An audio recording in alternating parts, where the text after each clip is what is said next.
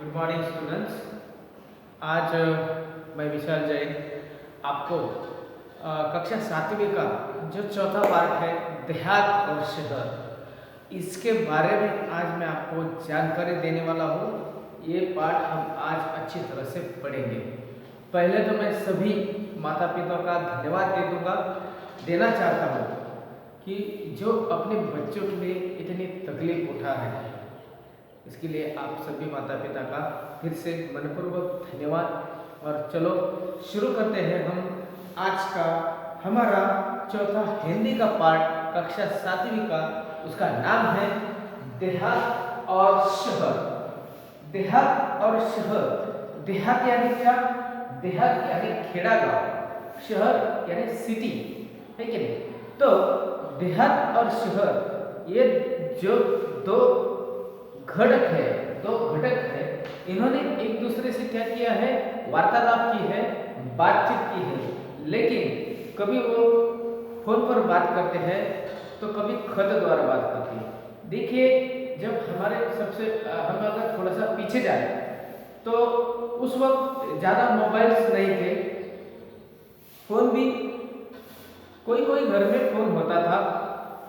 एक मोहल्ले में अगर एक फोन होता तो सारा मोहल्ला उसका नंबर देता था कांटेक्ट के लिए, अपने मेहमानों के लिए। तो ये देहात भी उसी तरह का उस वक्त उस जमाने का था। तो उस जमाने में ज़्यादा से ज़्यादा फोन कॉल्स नहीं थे, फोन उपलब्ध नहीं थे। तो खत द्वारा एक दूसरे से जानकारी करते थे, एक दूसरे का हालचाल पूछते थे। तो उसी प्रकार इस पहला जो बात बताई है, ये देहात ने बताई है। इसमें इस पाठ में दो खत लिखे हैं। पहला खत देहात ने शहर को लिखा है और दूसरा खत शहर ने देहात को लिखा है। अभी दोनों ने एक दूसरे को खत लिखे और अपना हालचाल, अपनी वास्तविकता, अपने हाल यानी अपने यहाँ पे कौन सी सुख सुविधा है, क्या होना चाहिए, तुम्हारे ऊपर क्या है, तुम्हारे पास क्या है। देहात कहता है कि शहर में क्या सुख सुविधा है और शहर कितना आबाद है, ऐसा देहात के नजरों में है। देहात सोचता है कि ये जो शहर है इसमें बहुत सारी शहर के पास सुख सुविधा होती है, बड़े बड़े हॉस्पिटल होते हैं, बड़े बड़े महाविद्यालय होते हैं, है कि नहीं? बहुत सी सुख सुविधाएं होती है। इसीलिए देहात कहता है कि शहर बहुत ही आबाद है, खुश है, जनसंख्या भी बहुत होती है, कारखाने होते हैं, यानी बड़े बड़े मिल होते हैं। इसलिए देहात के कोई हाल होते नहीं, जैसे कि शहर के कोई हाल होते नहीं। लेकिन देहात कहते हैं कि ये जब सुख सुविधा मेरे पास नहीं है, इसलिए जब भी बच्चे 10th पास होने के बाद या फिर 12th पास होने के बाद, तो अगर उन्हें उच्च शिक्षण लेना हो तो उन्हें शहर जाना पड़ता है, क्योंकि बड़े बड़े कॉलेजेस या फिर महाविद्यालय यहाँ पर देहात में उपलब्ध नहीं है, इसलिए उन्हें शहर जाना पड़ता है। इस तरह से वो शहर को बताना चाहता है। और शहर ये कहता है कि देहात तुम बहुत आबाद हो, क्योंकि यहाँ पर है ना, यहाँ पर जनसंख्या बहुत हुई है।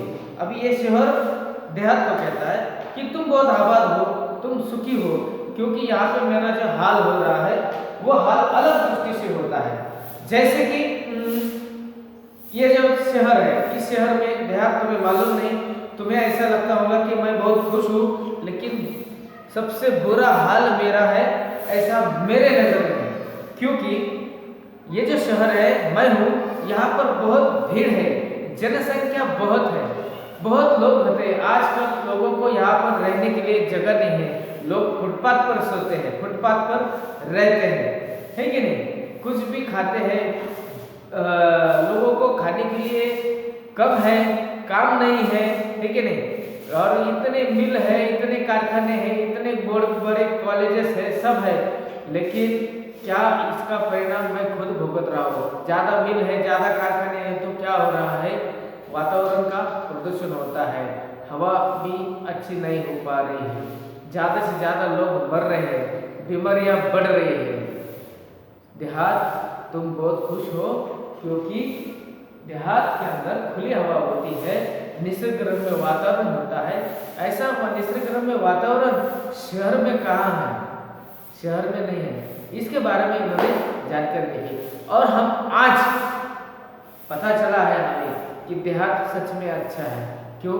ये जो कोरोना का जो अभी सीजन चल रहा है कि नहीं, देखो जो भी शहर में रह रहे थे, जो भी लोग शहर में रह रहे थे, आज वो सभी देहात में आकर बैठे हैं।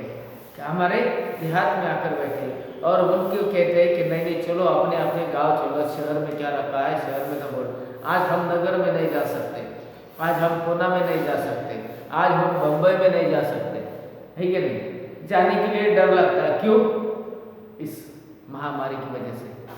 और महामारी में जो भी है, बॉम्बे में है यानी बम्बई में, पूना में या फिर नगर में जो भी लोग रहते हैं, वो जो रिलेटिव्स है वो अपने अपने बच्चों को, अपने अपने माँ बाप को या फिर अपने अपने फैमिली को इधर देहात में लाकर बिठा रहे हैं। क्योंकि देहात अभी बहुत सुरक्षा कवच बन चुका है ये शहर वालों के लिए, बराबर है। चलो हम इसके बारे में हम जानकारी देंगे इस पाठ में। पत्र के माध्यम से यानी खत के माध्यम से शहर और देहात की वर्तमान स्थिति का यहाँ पर वर्णन किया गया है कि नहीं? एक और जहां देहातों में धीमे धीमे विकास के साथ साथ बेरोजगारी, गुटबाजी, झगड़े, अशांति, सुविधाओं और का स्वभाव है, वहीं दूसरी ओर शहरों में चमक दमक है तो पर साथ ही साथ भीड़, प्रदूषण, गंदगी जैसे अनेक समस्याएं उस शहर में हो चुकी है। तो इसके बारे में हमें आज पढ़ना है। तो ये जो हमारा किताब है, ये किताब हिंदी सुलभ भर्ती कक्षा 7वीं का, तो हम देहात और शहर के बारे में आज जानकारी लेंगे। तो पहला जो खत है, ये खत पहला खत लिखा है देहात में, लिखा है शहर को। देखते क्या कहते हैं। देहात कहता है कि प्रिय मित्र शहर, जब देखिए हम जब हमारे दोस्त को या फिर अपने रिलेटिव्स को, अपने नाते संबंध को हम जब खत लिखते हैं, माँ बाप को खत लिखते हैं तो पहले प्रिय, अवर्ता ऐसे शब्द लिखते हैं। तो देहात में शहर को लिखा है कि प्रिय मित्र शहर, नमस्ते, नमस्कार। कल तुमसे बात हुई, मेरे सुख दुख के संबंध में पूछा, धन्यवाद। बहुत सारी बातें मन में है, सब कुछ दूरध्वनि पर करना मुश्किल है, सोचा पत्र ही लिख दूं। देखिए ये जो देहात है, शायद से उनकी कल बात हो गई होगी, लेकिन फोन की वजह से या फिर समय की पाबंदी से उन्होंने एक दूसरे से ज़्यादा बात नहीं की होगी, इसलिए वो कहता है कि देहात भाई, शहर भाई, कल तो मैंने तुमसे बात की थी, सो हमने एक दूसरे के सुख संबंध में पूछा था, लेकिन उसके लिए धन्यवाद। लेकिन बहुत सारी बातें मेरे मन में थी जो मैं आपको यानी तुम्हें बता नहीं सका, इसलिए आज खत द्वारा मेरे मन में जो भी बात छुपी है वो मैं आज तुम्हें बताता हूँ। अब मैं अपना दुखड़ा तुम्हारे पास क्या बोलूं। चलिए इस बार कुछ अच्छी बातें भी तुमसे साझा करता हूँ। डिजिटल क्रांति का थोड़ा असर हमारे गांव में भी दिखाई पड़ने लगा है। मोबाइल के माध्यम से नित्य नवीन सूचनाएं हम तक पहुंचने लगी हैं। स्वच्छ ग्राम परियोजना घर घर तक पहुंच गई है। तो ये जो देहात है कहता है कि मैं अब मेरा दुखड़ा जो है, मैं वो दुखड़ा मैं तुम्हें बताता हूँ। पहली बात तो ये अच्छा है कि हमारे गांव में, इस देहात में भी अभी डिजिटल क्रांति हो रही है। जैसे कि शहर में डिजिटल क्रांति है आपके यहाँ पर, वैसी डिजिटल क्रांति अब यहाँ पर होने लगी है, इस देहात में होने लगी। हर एक आदमी के पास अभी क्या हुआ है, मोबाइल है। मोबाइल की वजह से बहुत ही काम आसान होना है। पहला ही सिंपल मोबाइल का जो यूज़ है ये हमारे सामने है, जो कि मैं अभी ये जो वीडियो आपको बता रहा हूँ, आपको आपके लिए बना रहा हूँ, ये सब मोबाइल का। मैंने कुछ कैमरा वगैरह नहीं लाया है, मोबाइल ही लाया। सोचा अगर ये मोबाइल नहीं होता तो क्या मैं आज वीडियो कॉल बना पाता? नहीं। यहाँ बैठे मैं वीडियो बना रहा हूँ, आप सभी माता पिता, आप सभी बच्चे घर पर बैठे हैं। इतनी अच्छी सुविधा है कि वीडियो यहाँ पर बनाना है, यहाँ पर यूट्यूब पर डालना है, आप घर बैठे विशाल सर क्लास में ये पाठ पढ़ा रहे हैं, ये देख सकते हैं। यानी ये क्या है, ये क्या है, हाँ यही एक डिजिटल क्रांति का प्रयोग है। तो यही देहात कहता है कि डिजिटल क्रांति की वजह से अभी ये डिजिटल क्रांति है, ये डिजिटल क्रांति इस देहात में भी आ चुकी है। इसलिए मोबाइल के माध्यम से इस डिजिटल क्रांति का पहली शुरुआत हो चुकी है। इस मोबाइल के माध्यम से हम गांव वाले सभी खबरें रख रहे हैं, है कि नहीं। अभी मोबाइल के माध्यम से हमें सूचनाएं भी मिल रही है, हम न्यूज वार्तालाप भी कर रहे हैं, कौन से देश में या फिर कहाँ पर क्या चल रहा है ये भी हमें सुनाई देखने को मिल रहा है। इतना ही नहीं, स्वच्छ ग्राम अभियान योजना जो है वो ग्राम अभियान योजना घर घर तक पहुंचने लगी। ग्रामजन में शिक्षा, स्वास्थ्य, रोजगार, खेती के नवीन औजारों को और आधुनिक खेती की पद्धतियों को थोड़ा थोड़ा जानने लगे। और इस मोबाइल की वजह से क्या होगा, जो हमारे किसान हैं वो किसान अभी इस मोबाइल के ऊपर क्या कर रहे हैं, जानकारी ले रहे हैं कि हमारी जो खेती है वो खेती आधुनिक तरीके से कैसे करें, है कि नहीं। यानी किसानों को अभी मोबाइल के ऊपर ही अपनी खेती संबंध के बारे में बहुत सारी जानकारी मिल रही है। किसान अभी होशियार होने लगा है कि इस फसल की वजह से अब कौन सी फसल कौन से वक्त हमें करनी चाहिए, है कि नहीं। ठंड के मौसम में कौन सी फसल करनी चाहिए, गर्मी के मौसम में हमें कौन सी फसल करनी चाहिए, या फिर बारिश के मौसम में हमें कौन सी फसल करनी चाहिए, कौन सी फसल के बाद कौन सा खत डालना चाहिए, है कि नहीं। औषध जो है वो कौन से हमें इस खत के पिक के ऊपर, फसल के ऊपर डालना चाहिए, किस प्रकार कम जमीन में ज्यादा उत्पन्न यानी ज्यादा अनाज कैसे बनाएं, इसके बारे में भी अभी हम देहात में जानकारी रखना, किसानों ने जानकारी रखना शुरू कर दिया है, यानी प्रगति कर रहे हैं। इतना ही नहीं कि हर घर में अभी देहात में हर घर में शौचालय भी बन रहे हैं, हर घर में शौचालय बन रहे हैं। शौचालय का महत्व इस देहात के लोगों को अभी समझ में आ रहा है। हालांकि कुछ परेशानियां अभी वही है, पीने का पानी लाने के लिए दूर दूर तक जाना पड़ता है। अभी इतना ही नहीं, ये तो हो गया डिजिटल क्रांति का, लेकिन तभी भी हम देहात के वासी जो है लोग हैं वो अभी भी कुछ परेशानियां क्या कर रहे हैं, झेल रहे हैं, परेशानियों का सामना कर रहे हैं। जैसे कि अभी भी पानी लाने के लिए, पीने का पानी लाने के लिए हमारे गांव के यानी हमारे देहात के लोगों को अभी भी दूर दूर तक जाना पड़ रहा है, ठीक है। इतना ही नहीं, यहाँ विद्यालय है पर उनमें आवश्यक सुविधाएं नहीं है। देहात में विद्यालय है लेकिन उनमें आवश्यक सुविधाएं नहीं है। जैसे कि अभी हमारे स्कूल में आवश्यक सुविधा है क्या, डिजिटल क्रांति है, डिजिटल बोर्ड्स है कि नहीं, डिजिटल वीडियो है कि नहीं, बैठने के लिए अच्छी तरह से डेस्क है, बेंच है कि नहीं, नीचे फर्श है और एयर कंडीशन ऐसी हवा है, ऊपर फैन भी है, सब तरह से है। और दूसरी बात यह है कि हमारे यहाँ पर 10वीं के आगे भी अगर उच्च शिक्षा लेना हो तो यहाँ पर कॉलेज वगैरह सब उपलब्ध है। वैसे उस वक्त देहात में नहीं थे, जो अभी है उस वक्त नहीं थे। तो देहात कहता है कि डिजिटल क्रांति आ गई है, लेकिन अभी भी क्या कर रहा है, ये देहात कुछ परेशानियों का सामना कर रहा है। जैसे कि पीने का पानी लाने के लिए आज भी लोग दूर दूर तक जाते हैं।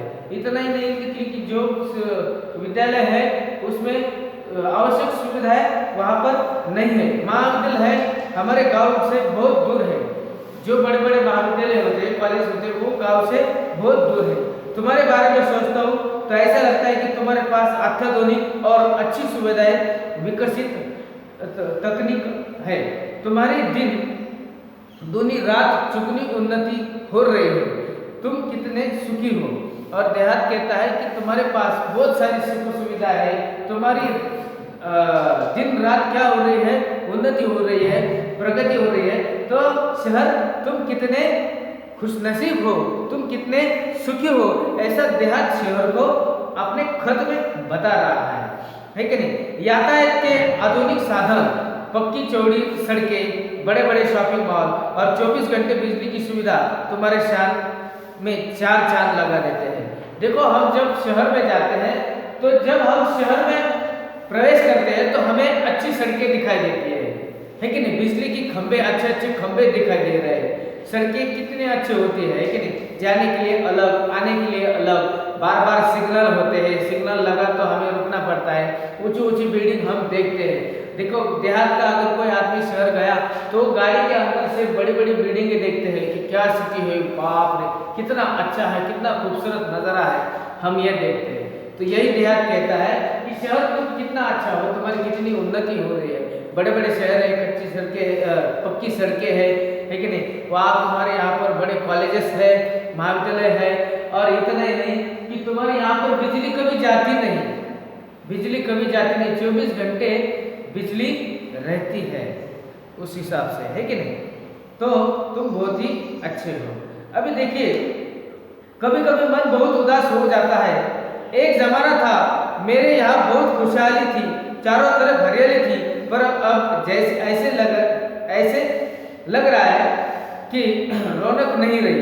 मैं असुविधा, बेरोजगारी, आपसी झगड़े, गुटबाजी, अशांति जैसी समस्या से घिरता जा रहा हूँ। और देहात को लग रहा है कि एक दिन ऐसा था कि मेरे यहाँ पर देहात में बहुत सारी खुशियाँ थी, बहुत सारी आबादी थी, हरियाली थी, खुश था मैं, लेकिन आज अभी बहुत दुखी हूँ। यहाँ पर न लोगों के लिए काम धंधा है, न काम करने के लिए कुछ रोजगार है कि नहीं। इसीलिए जो पढ़े लिखे बच्चे हैं, जो पढ़े लिखे विद्यार्थी हैं, उनको काम न वजह से मिलने की वजह से वो गलत रास्ते पे जा रहे हैं, बैठे बैठे कुछ काम नहीं कर रहे। इसीलिए चोरियां होने लगी, झगड़े होने लगे, गुटबाजी होने लगी, यानी यहाँ पर अशांति सा माहौल छाने लगा है, ऐसा मेरा कहना है। इस समस्या से मैं क्या कर रहा हूँ,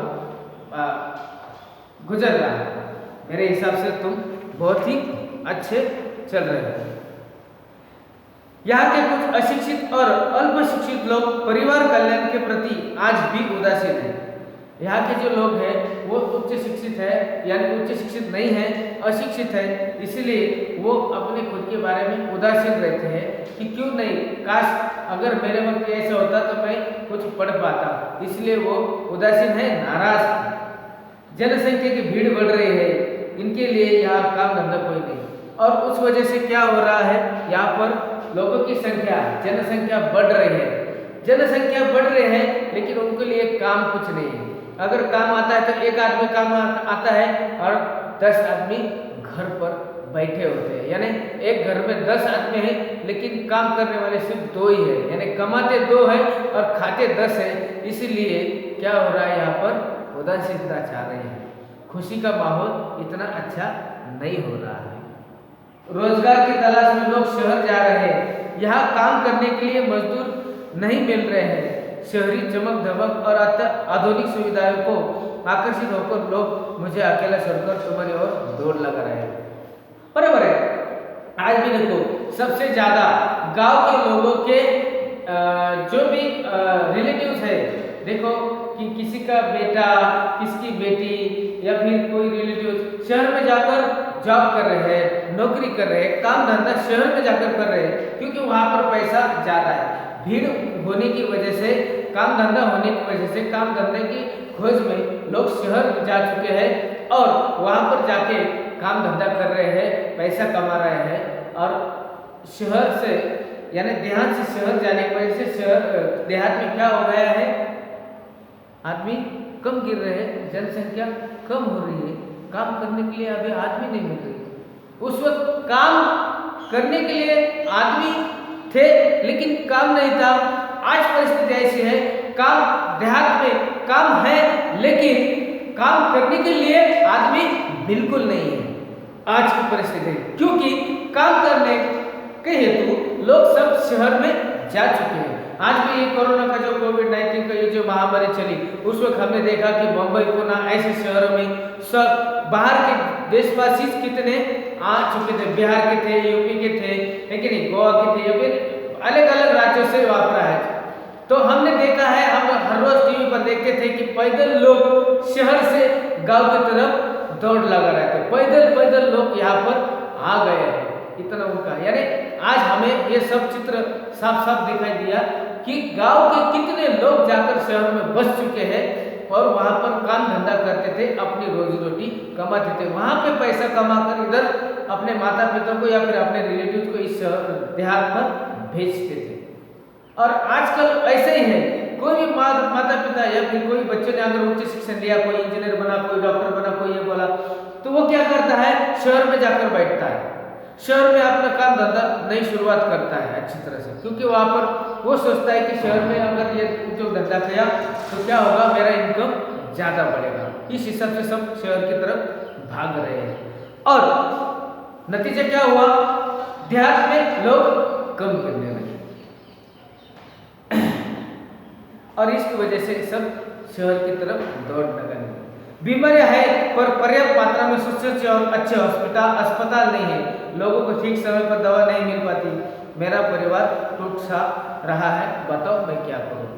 तो देहात कहता है कि अभी बीमारी है कि नहीं, अगर कोई बीमार गिर गया इस देहात में तो अच्छे अस्पताल में नहीं है, किसी को अगर हार्ट अटैक आया तो यहाँ के जो अस्पताल है वो उसका इलाज नहीं कर पाते और नतीजा क्या होता है कि उसे शहर की तरफ भेजना पड़ता है अस्पताल में, और शहर जाने के बाद उसका इलाज हो पाता है। यानी ये जो अस्पताल की सुविधा भी है ये यहाँ पर नहीं है, लोग दुखी है, मेरा दिमाग काम नहीं कर रहा, लोग मुझे थोड़ी देर में नफरत करने लगेंगे, तुम ही बताओ शहर भाई, मैं क्या करूँ, मैं क्या करूँ, मेरा दिमाग काम नहीं कर रहा है।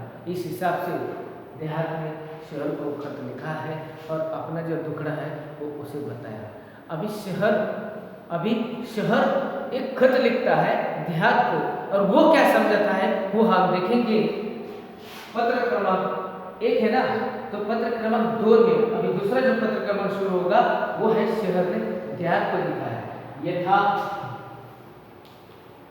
हम 1 था, हम 2 में यही देखेंगे। तब तक के लिए रुको, कहीं जाना नहीं, इसका एक दूसरा पार्ट इस लेसन का कंटिन्यू हो जाएगा। तब तक के लिए थैंक यू, बाय बाय।